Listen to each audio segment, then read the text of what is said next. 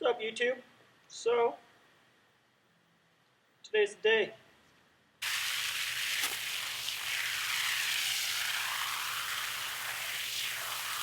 Foamers.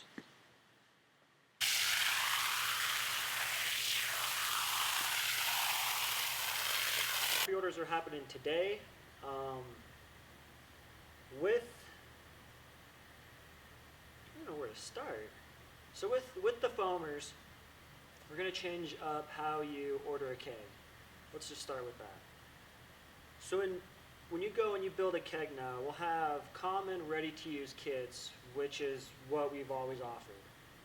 If you want to customize your kit, we are going to have it so that fitting 1, the in fitting, you will select what this fitting does, whether it's a spraying fitting, a foaming fitting, or the standard fitting, which would be for your regulator to fill it up.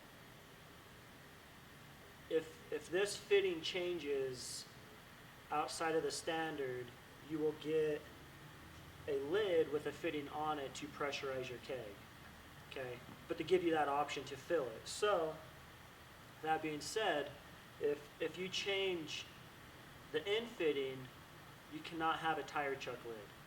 You will now have this lid. Okay, now that's taken care of. The outfitting, you'll have the same option, whether you want a standard, foaming, etc. If you change the outfitting to a different, other than the standard, it's fine. You won't get a different lid. You can have a tire chuck lid on that, good to go. Couple things too. I'll eventually make a better video to explain all this. Maybe I'll do that this week. Whatever. Well, I'm not going to get your guys' hopes up for that yet. So as you go down the list, there's a few options. There's a waterless tip. Ton of questions about that. So the standard tip, which I don't even have one here. The standard tip adjusts from a stream to a mist. Okay. The stream goes pretty far. That mist only projects 12, 16 inches, right? Not very far. The waterless tip also adjusts from a stream to a mist, but it's able to project its mist much further. So for dry washing, which I'm probably going to change the names on the tips too. For dry washing, it's awesome because you don't have any drips anywhere. Getting better. You don't have any drips dripping anywhere, so you don't oversaturate your towel as you go back over and you dry everything up. The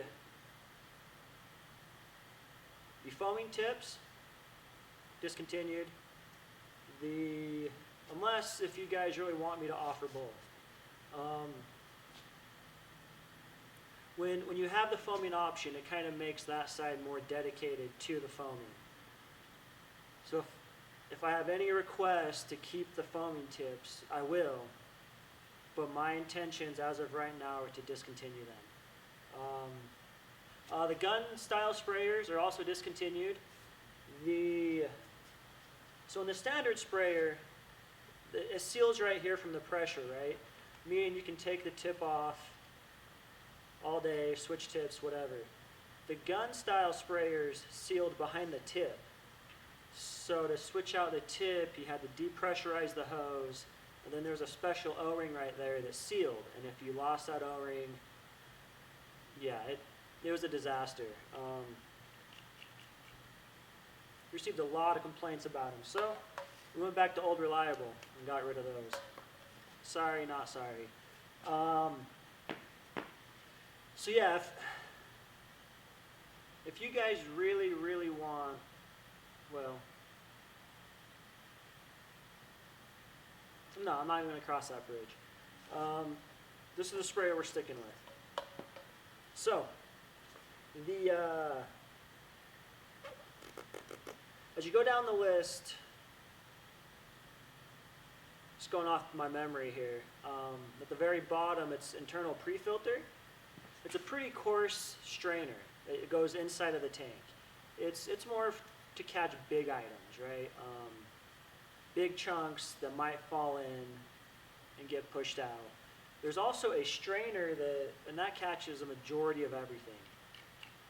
The majority being practically everything. So that's our insurance. This is just added insurance on top of that. With the foamers, I do recommend having the pre-filters on the foamer specifically.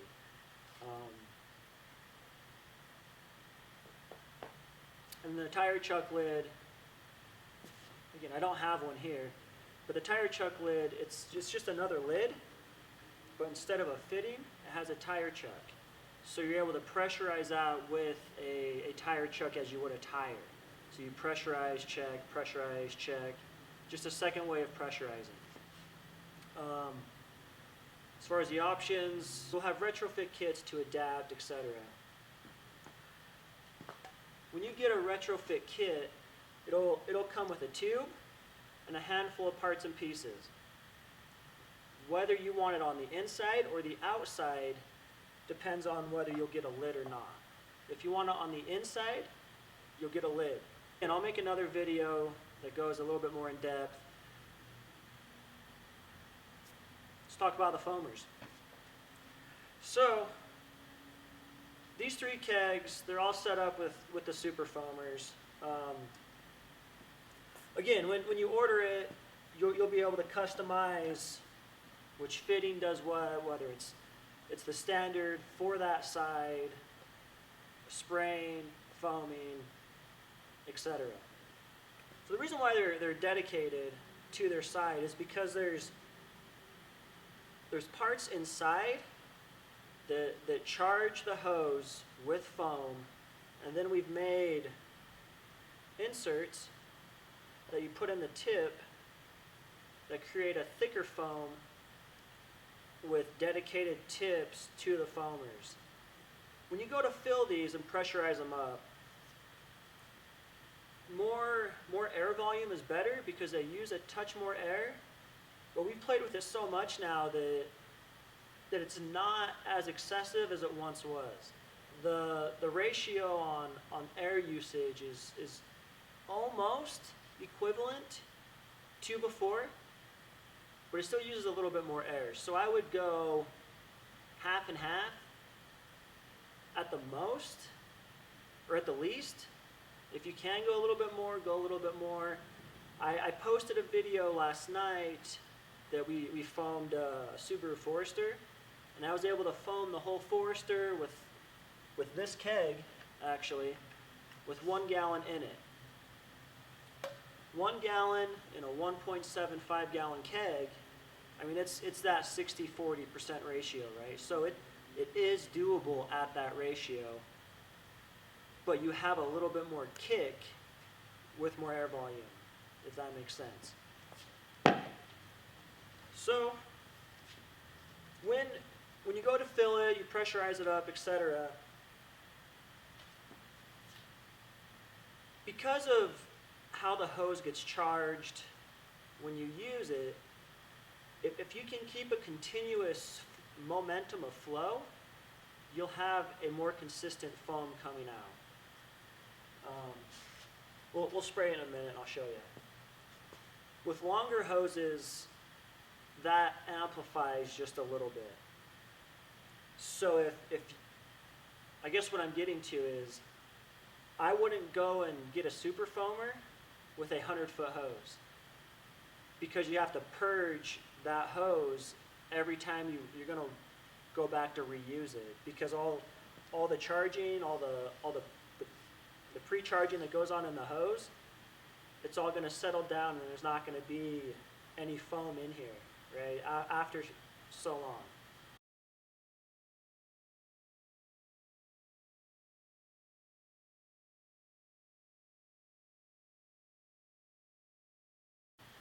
So I recommend the shorter hoses with the super foamers. With the tips,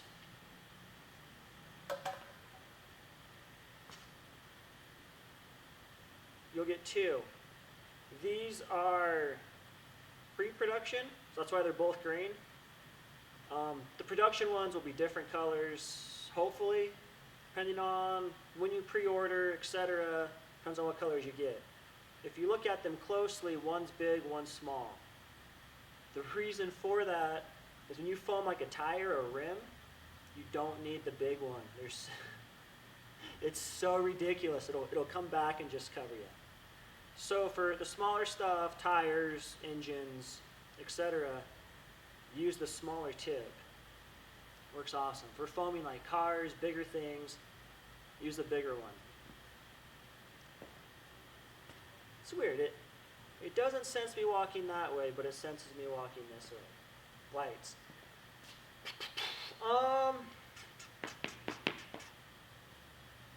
Yeah, I think that's about it. Let's do some demonstrations, I suppose. I gotta crouch down. Okay, so in the keg we have Fusion mixed 1 to 32. So there's 4 ounces into a gallon in here. With my testing and everything, it's a really probably overly thick foam to work with, especially with a rinseless or a hybrid wash, whatever you want to call it. Wet wash is what I'm going to start calling it. But demonstration purposes, it shows you it's good. American Detailer Garage recommends, in a foamer anyways, for Fusion, 1 to 20. So we're almost half of what they recommend, and you'll see the foam in a minute. The tip that I have in there is the larger tip. So we'll blast the side of the car, a little bit of the tires, and yeah, we'll check it out. The tips that come with these foamers, with these super foamers, they do adjust from a mist to a stream as well. The reason for that is so you can fine tune your foam for what you're doing. Because ratios, pressures, there's a lot that comes into play with that. So it gives you the option to change it here, rather than having a fixed tip, which then you have to have everything that affects the foam doesn't have to be perfect for the tip. You can adjust the tip to adapt to its surroundings. That's the word. Okay, we'll blast this side quick and you guys can check it out.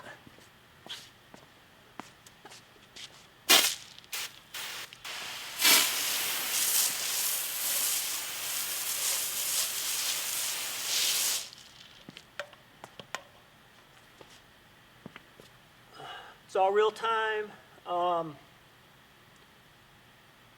That's why that's the big tip. So we'll let it hang out, we'll let it dwell for a minute, and I'll switch in the small tip while it's dwelling, hanging out. I'm gonna go find a drying towel, mop some of it up, and we'll show you the small tip around back.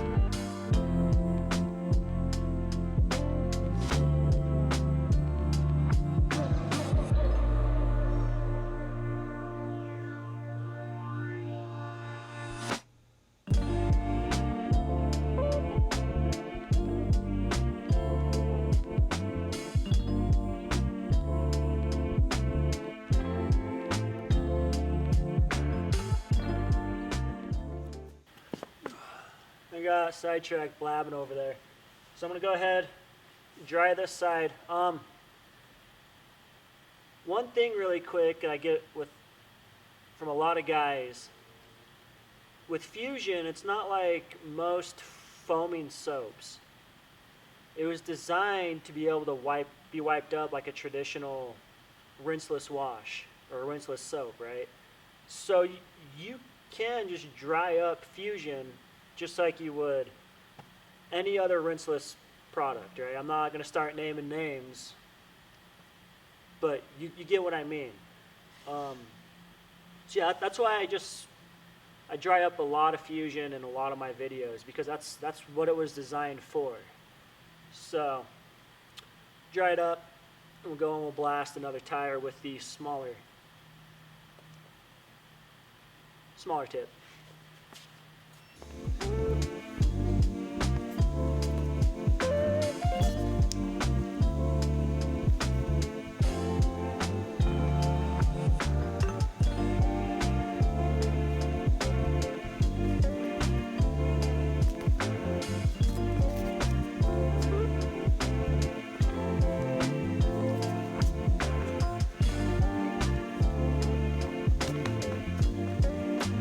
This is the smaller insert, blast the tires.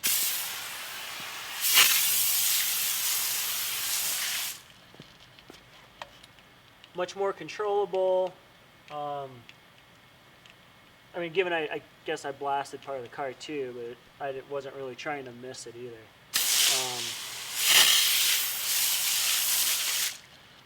But yeah, those are the two tips, just to kind of give you guys an idea of what I mean by the hose.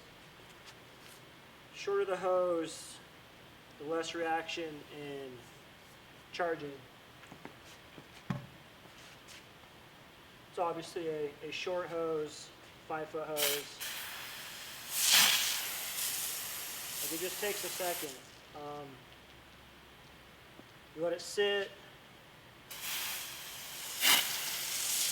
It takes a second just to charge again.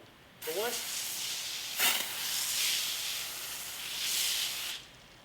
once it's going, it's a very consistent, steady flow.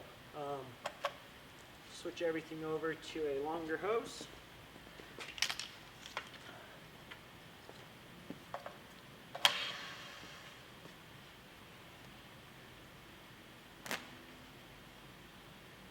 Given I don't know what's in this hose, so I'm just going to purge it really quick.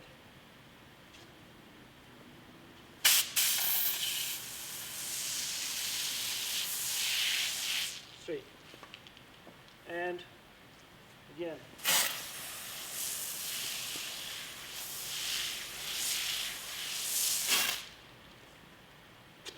so that was the purge. So it needs to go through that much to recharge. Again, shorter the hose, the better.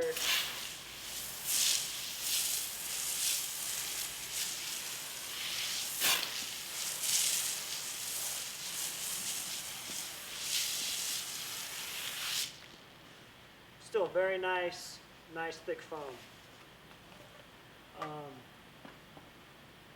Let it sit and I'll show you again.